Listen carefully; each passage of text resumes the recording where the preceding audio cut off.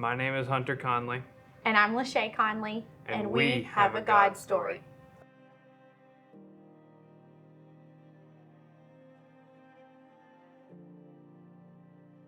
We've been married for 8 years and we've been attending Grace since we got married, but our story centers around something that happened 3.5 years ago during the middle of COVID. Right after marriage, we got pregnant very quickly with our oldest son, Colton, who is now 7.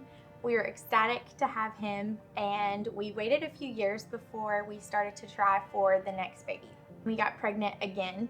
I thought that this was going to be just the best time ever. We named him Weston Clay because God is the potter and we are the clay, and Weston was perfectly put together by God.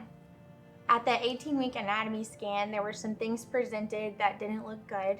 They said that he had a heart defect, his brain wasn't developed correctly, there was a cyst in his abdomen, his bowels were not developed correctly, he had club feet, he would never use his hands or walk, and they followed all of this up with, you should terminate this pregnancy. And I remember I took off my mask and I just started crying, and I said, that's not something that I believe in. Like, I'm not terminating this baby that God gave me. She called me after the doctor's appointment since I couldn't be there. And I knew before she even said anything that obviously wasn't an option. And I knew that she felt the same way I did. We had friends who rallied around us and did backyard Bible studies. Because of COVID, we couldn't go anywhere. We couldn't do anything. So my friends decided that they would do backyard Bible studies, and we would bring all our kids and hang out and just talk God's word and just keeping my mind centered on Christ.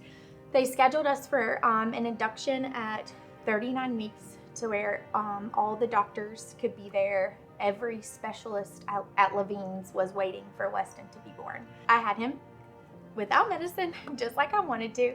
And all the doctors and nurses came in. They let me hold him for a second. He was crying, and it was just beautiful just to hold him and hear his cry. I think he looked just like our first child, a fully functioning baby. He came out crying, passed all the tests that they do right after birth, and seemed perfectly fine. Fast forward 2.5 years later, we have Colton, who's 7, and Weston, who will be 3 in September. And I think it's every boy mom's dream at our house. It is loud, there is wrestling.